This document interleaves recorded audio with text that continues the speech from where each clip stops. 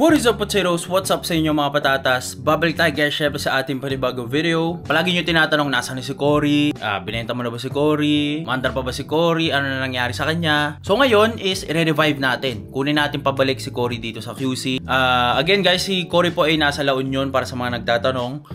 Iniwan natin siya doon. For siguro mga 3 months na siya nandun, nakatambak lang sa Wash Me Daddy car wash sa tropa natin si Paulo. And inuwi natin siya boys sa La Union para if ever na pag nagla-La Union tayo is meron tayong sasakyan doon, no? Since merong AE 92 day ngayong September 2, araw to ng mga Corolla boys, no? So syempre hindi tayo pwedeng mawala doon kasi syempre dito tayo nag-start sa ating 1989 na Toyota Corolla. Ito yung first ever na project car ko boys. Ang laki na ng ginastos ko dito, siguro mga 300 plus na carburetor pa rin. Sa lahat ng paayos ko dito boys, lahat ng tirek, lahat ng pagawa, lahat ng aircon, tint, salamin, lahat ng pa-detail, lahat yon is naaalala ko pa up to this day, no? Kaso ang problema kasi boys is walang mag si Cory. Nakatayo on steelist ngayon, no? So syempre na-flat na yun lahat and takot ako ibiyahe si Cory ng naka-steelist lang, ng naka mga pantayong tire. So baka anong mangyari. Buti na lang nakahiram ako ng mga steelist na pangbabiyahe natin pauwi dito sa QC. Ngayon ang problema, papayag ba ang Victory Liner na isakay sila sa ilalim ng bus? Yun ang malalaman natin mamaya. Mamayang gabi tayo babiyahe para mas mabilis yung biyahe pa La Union. Tapos bukas siguro pa-detail, palit ng mugs. Dito na rin natin siya lalagyan ng mugs. For sure, may mga sira doon si Cory. Hindi ko na alam kung ano mangyayari. Abangan nyo na lang kung abot ba si Cory papabalik dito sa QC. 4 months siyang natambak boys. 4 months walang andaran. Sana walang naging problema. Sana mag-start pa rin siya pagdating natin doon. And syempre sana makauwi siya dito sa QC nang walang problema, no? Pray for us, tapusin nyo itong video na to. Tingnan natin kung ano mangyayari mamaya and bukas. Let's go!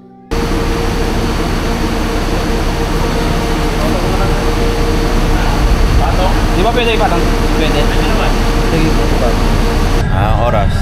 3 AM palis namin ngayon. Kakalagay lang namin ng sa Estribo. Sama natin, tropa natin. Ano to guys, college mode, commuter time. Ang napasukan namin mukhang rep, sobrang lakas ng aircon. Sige guys, tutulog na kami. Kita kita mamaya, umaga. Let's go!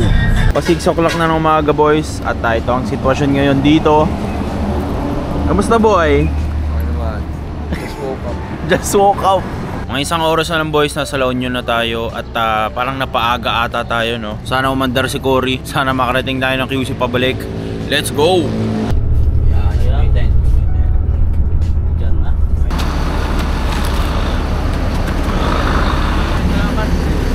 Ingat boss! Ay, gabi, cellphone ko. Patay! Patay. Yatap. Yatap. Okay boys, nandito namin sa La Union. Guys, kung naalala nyo dito parang open area lang dito. Tapos ito yung Wash Me Daddy. Ngayon may McDo na rito boy, oh. Yung pambilis. Tapos kita kita mamaya. Update ko kayo kung ano mangyari. Let's go! Guys, good morning sa inyong lahat. Ito na yung mga gulong. Makikita na natin si Cory after 3 months ng tambak. Ito pala si Pau. Pau, good morning ka muna sa mga manonood. Good morning guys. Asan na si Cory? Asan na si Cory? Namiss nyo ba ako ha? Tagal walang vlog na kasama ako eh. Sunburn. Nag-iba na kulay ng seat cover. Ano na ito? Cover oh. Kumupas eh no? Kumupas na. After 3 months, silipin natin si Cory. Handa ka na ba? Handa ka na. Makintab pa rin, makintab. Pang! Makintab pa rin boy. Pero, tiga, dito, pakita mo to. Bakit? Tinutubuan lang ako ano. Buti naging Nat Geo. Ito yung engine bay. Engine bay check. Naburat. Bakit mauwi ba natin yan? Yan. Ba't ano to moist? Moist lang, moist lang. Moist. Moist. Pero naka washer tingin nga. Coolant check. Kulay red yan, baka sabihin nyo kalawang yan guys ha.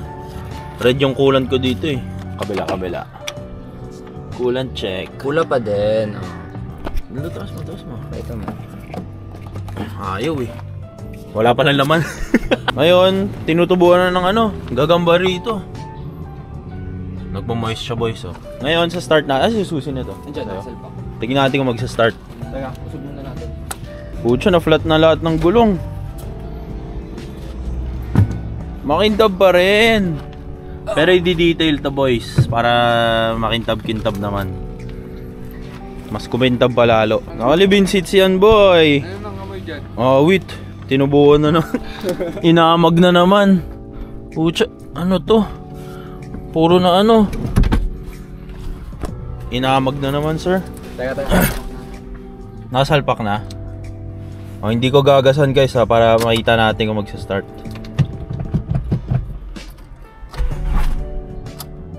Mahigpit, maluwag.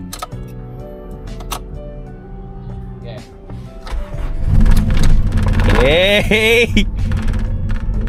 Mababa ang minor. Nakashoot na? One click. Pero may mga amag. Pucha, binaby amag na naman. Pero wala sa bubong, boys. Oh, ito maganda kapag nakabilad, pag naaraw-arawan eh. Ito ang problema sa steering wheel, nagmo-moist. Pero naandar, puta may ano.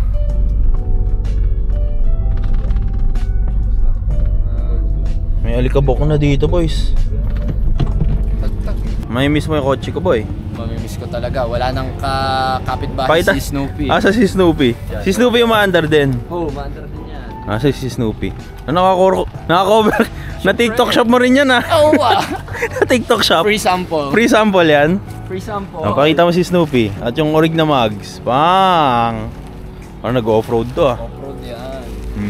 Snoopy boy. Ito yung kanya guys. JDM naman to. JDM specs. JDM bumper. Feeling JDM. Feeling JDM to. Papainit muna kami saglit guys. Tapos lilipat kami ng gulong. Abante to ng onte para medyo maluwag-luwag. Tapos bakbakan na no. Tignan natin ang mangyari mamaya. Bayanihan. Bayan. Tangin ng init. Para kay Cory. Hashtag comment para kay Cory. Dadyak ka lang eh. Ang daming alam eh.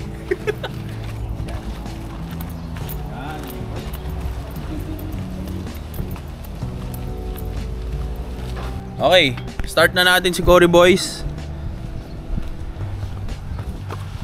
Ay, sana may gas pa to.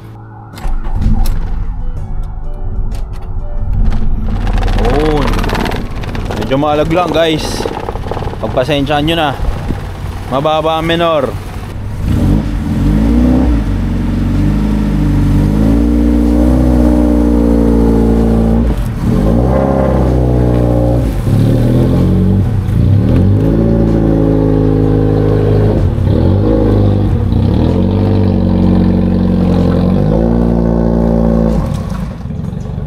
Nakalabas na sa kanyang lungga. Sensya na Cory, medyo napabayaan na kita. Babawi ako sa'yo ngayon.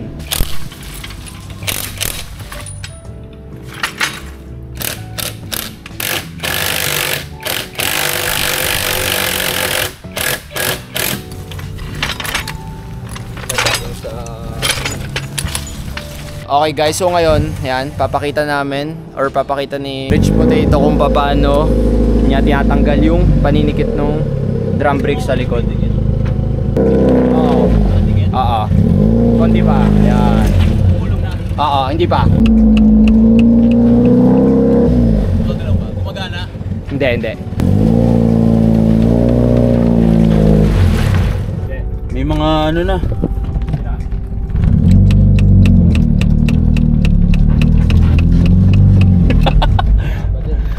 Kailangan sa simento.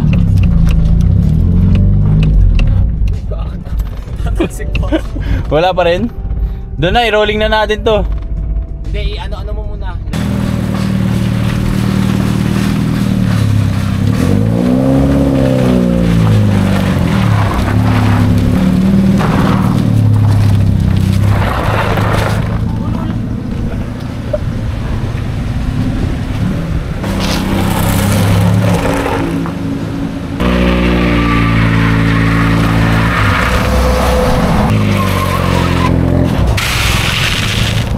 So guys, ito pabalik ulit kami sa likod at kukunin namin yung jack. Popokpokin na namin. Ay magpinagdaanan no.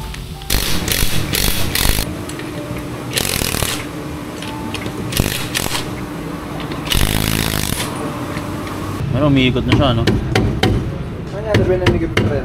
Oo. Nagkaka-play na. Boys, mission failed. Tumawag namin ng level 3. Shoutout sa Dole Tupad. Woo! Okay boys, ito ang kinalabasan. Sa 3 months nating hindi ginamit, nangalawang na siya. Niregla na rin. Ayun o. Bibili kami ngayon guys, bibili kami ng repair kit. Dito, tagal naman yung saka brake fluid. Brake fluid. Tika mabasitan lang, Uncle. Big bike ko. Africa Twin. Pang! Oh, Z1000 oh. Iwan yung smash. Ina. Anong oras? Time check pala. 12:30. 12:38 in the afternoon. Tirik ang araw. Tirik ang araw, sunog kung sunog. Drive It Custom, baka naman oh. Reppin' the brand. Baka naman, Drive It Custom. Drive It Custom oh. XXL tsaka large, no? Large ka. Tsaka isang XL, baka naman sir. Kahit medium, pasok sa akin. Medium, small, pwede na. Pwede na. Crop top na lang. Oh. For sure madali lang maganap niyan boy kasi Corolla yan eh no. Ayun nga, it's everywhere. Sana makahanap tayo. I got the goods boys. Dalawang brake shoe, dalawang rubber, tsaka isang brake fluid. Now let's go back. Explain mo ba't dalawa lang? Baka may mga basher. Bakit dalawa lang guys? Dapat yan boss. Dalawa lang kasi yung merong dalawang bumili lang din. Merong bumili na dalawa lang rin kailangan. So brand nito Mikasa. Dumi na naman ang guys, tignan yung paa ko. Pucha, parang na magsasaka. Na may pagka construction worker eh. Parang galing Dubai talaga. Okay, time check. Time check, 12:48 na ng hapon. Okay boys, tapos na ikabit yung ating panibagong brake shoe. Uncle Dole Tupad. Ano Uncle? Ito ba yung dating tornilyo niya? Opo. Parang hindi eh. May specific lang siya dyan Uncle na pinapasukan eh. Tapos na rin i-bleed boys. Ikot natin para sure makakauwi ng QC. Tapos car wash, tapos dito. Tapos na. Let's go. All good sa yung preno natin boys. Let's go. Semi-final look ni Cory. Hindi ko na dito pinadetail boys dahil anong oras na rin kailangan pa namin umuwi. Abutan kami ng traffic. So sa QC na natin ipapadetail to para naman tumindig. At ito na yung mugs natin as of now. Naka-steelist tayo. So yung paint niya guys, medyo concerned ako sa paint niya kasi medyo nawala yung pagka-reflective sheet niya eh. Medyo hindi siya naging reflective no. Sa video may reflective pero hindi siya ganong super reflective. Gusto ko yung pagka-reflective ni Barak. Though silver to, syempre mali compare na sa black. Pero hindi mo talaga makikita yung reflectiveness no. So anyway, babiyahin na kami maya-maya, tatambay lang kami saglit somewhere sa La Union. No? So ayan no. Sana umabot tayo ng QC nang walang problema. Update ko kayo mamaya pagdating natin doon at kung ano yung mga next step, ano yung kakabit natin mugs para sa kanya. And sana umabot tayo sa car meet. Abangan nyo yung mga sasakyan sa EE92 today para sa mga Corolla boys dyan. At ayun no, QC boy na ulit si Cory. Sarap ng inline 4 eh no. So kita-kits tayo sa QC boys. Let's go. Nakakamiss si drive to guys. Sheesh. Lahat naman ng sira nito guys dati inayos na no. So far wala naman naging sira eh no. Wala. One click. Yung nasira naman kasi na preno, eh wear and tear naman talaga yun. Naminipis naman talaga yun. Ito ang tanong pala, ito ang gusto ko malaman guys, kung mag-overheat ba si Cory? Overheat ba? Pagdating ng QC. Pagdating ng QC. O kung dadating na ba ng QC. Kung aabot ba ng QC, yun yung magandang abangan eh. Yan ang magagandang trip oh. Naglakad sa panis. Alam ko naman na aabot to. Ang posible lang na maging sira nito guys is mawala ng preno. Mawala ng preno. Wag naman boy. Wag naman. Hindi mabait to. Preno check. Teka may sa likod eh. May engine brake naman eh, wag kang kabahan. Tama manual. Pero try natin bigayin Tumitigil. Feel ko kailangan lang guys eh. Kailangan lang i-prime. May ganun bang salita sa prime? Hindi, kailangan lang magamit. Kasi syempre nag-moist yung loob eh. Ito yung spot guys I love Baknotan. So do you love Baknotan? Ha? Do you still love Baknotan? Oo naman, nandito ka eh. Nandito si Paulo eh. Siyempre mahal natin yung Baknotan. Tinakbo na pala nito guys, para sa mga nagtatanong, 681 kilometers. Nakuha ko to guys, 130k kilometers ang tinakbo. Tumitiri ako dito boys, usually distributor, mga nalolobat, alternator, pero napalitan na kasi lahat eh.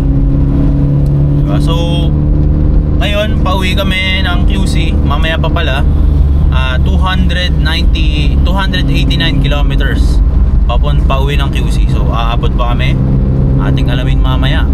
Darating ba kami sa AE92 day? Aabot ba ng AE92 day? Alamin din natin. To be honest, Pau, yung tindig niya hindi masyadong wala sa tindig eh. Wala sa tindig eh. Pangit kasi yung mags eh. Hindi rin eh, parang nakasilis tayo ngayon. May tindig pa rin eh, may dating eh. Kasi makintab, tama yung kulay. Tama yung kulay, tsaka co-respect pa rin. Co-respect. Rich potato spec kasi. Rich potato spec. Yeah. Gusto ko maano nyo dito guys, yung ride eh, no? Yung ride. Nakasakay ka sa SIR, di ba? Oo naman. Coil sleeve. Ito, bound seat, ang coil sleeve sa hindi asfaltado. Ito kasi guys, alam mo yung firm ka pero malambot. Hindi kasi isa rin factor dito yung ganda ng upuan eh. Pakita mo 11 seats. 11 seats. Ang baba eh, no? 11 seats. Tsaka guys, yung ano niya, no? Yung talbog eh, no? Wala eh. Ramdam mo sa manibela na may nagulungan kang tao, aso, pero... Pero siya, maganda yung ride. Maganda yung ride. Ano pala to guys, lowering spring. Ang gamit ko dito, LNT. Tas with KYB shocks. KYB shocks na brand new shocks. With sabon. Meron tong sabon guys yung nasa likod eh. Para medyo hindi lumulundo kasi minsan pag napupuno ng sasakyan. Kapit na kami kila Pau. Tabalits na lang mamaya kung anong mangyayari. At kung maabot ba na AE92 day. Kita-kits tayo sa AE92 day guys. Let's go! Okay boys, time check 6:15 na. Last ng ulan boy. Kaya kumakanta si Nirvana eh. Silipin natin yung SA3 Makita mo yung MR2 ng tropa natin. Ganda ano? Yan yung napanood nyo sa vlog dati guys, no? Napanood nyo yan dati sa vlog guys. Kung pinanood nyo. Ano yan, yung MR2 ng tropa natin. Ngayon, ito ang challenge. Sobrang lakas ng ulan. May dadaanan ba tayong baha? Yun lang. Hindi natin masasabi yan. Abangan natin mamaya guys kung anong significant event na mangyayari. Pero so far, hindi, ang pinaka-challenge kung effective ba talaga ang hydrophobic salamin ni Cory. Wala naman tayong nilagay dito. Sira pa yung wiper guys. Awit talaga. Sheesh! Palag-palag na to. Pero gumagana yung wiper motor. Hindi, windshield washer motor. Ang dami sinabi. Okay guys, biyahe na tayo. Let's go. Boys, time check. Sinet na namin yung oras guys. 8:58 na ng gabi. Papasok pa lang kami ng TP-Lex, no? And tignan mo naman gaano kalamig yung aircon yan, sir. 3 months yan, walang guys, walang bukasan. Never na on. Diba? Pa-empty na kami guys. Mga problemang na lumabas. Ayaw na gumana ng wiper. Yung ilaw dito sa gauge sa kabilang side na wala na. Yan, gauge natin, speedometer gauge. Nababaliw na siya guys. Temp natin normal naman.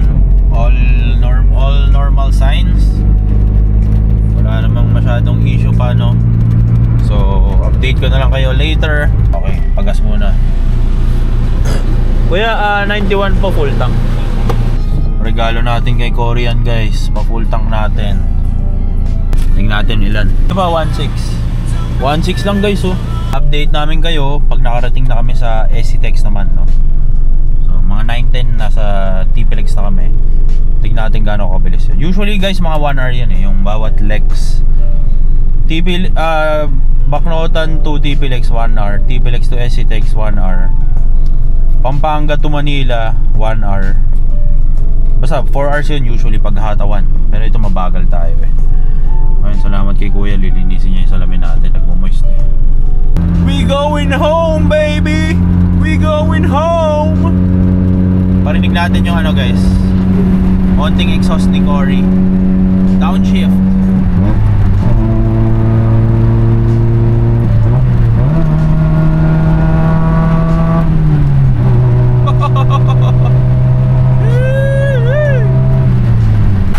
Okay boy, side mirror natin medyo natatanggal. Lahat na lang ng aberya na ito ni Cory ginagawa ngayon eh, no? Matatanggal talaga siya boys. Fuck. Ang gagawin ko, tanggalin ko ba ito? Iiwan ko. Fuck. Baka malaglag boys eh. Kaya mo? Fuck. Oh fuck.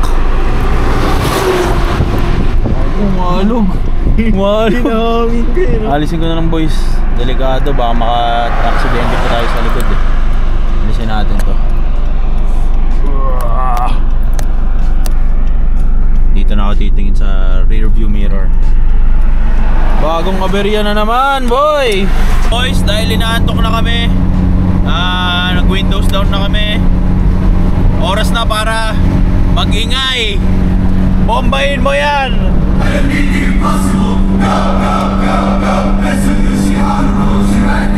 Ilaw, ilaw. Oh,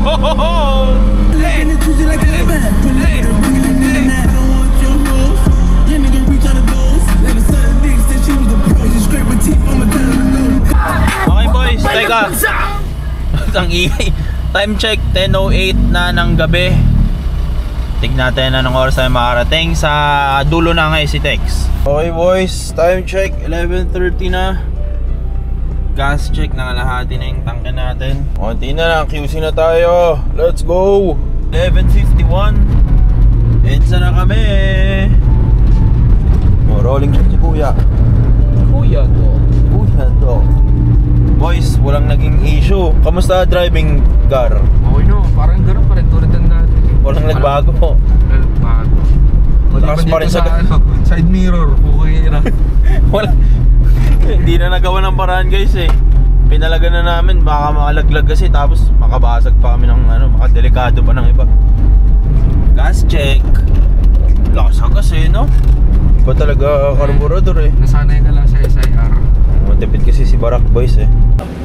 Time check boys, 12:10. Saktong sakto. Dito na kami sa QC. Sheesh. Cory is back boys. Ganda. Galing talaga ni Cory guys. Ito talaga yung literal na kahit saan mo dalihin, puto dadaling ka. Pag gasolina mo lang kasi malakas sa gas. Para sa carb type ba? Pero kung ikukumpara mo sa SIR, malakas sa gas. Pero kung Corolla itself, baka sabihin nyo guys, ibang kotse to, si Cory dinala namin. O, tignan nyo yung lamig ng aircon, no? Trademark, malamig na aircon. O, tignan mo naman yung lamig ng aircon, no? Drawing tayo ng bunny. Boy, salamat boy. Thank you din, Papi. Dito na siya. O, dito na sa QC. Kita kits tayo boys sa Corolla AE92 day. Okay guys, salamat sa inyong lahat. Abangan nyo na lang sa mga susunod na vlogs kung anong gagawin namin, boy. Shoutout. Bago gusto mo shoutout, Gar? Wala, okay na. Wala akong gusto. Okay guys, pagod na kami. Kita kits sa mga susunod na video. Peace out. Peace out. Peace out mo. Peace out.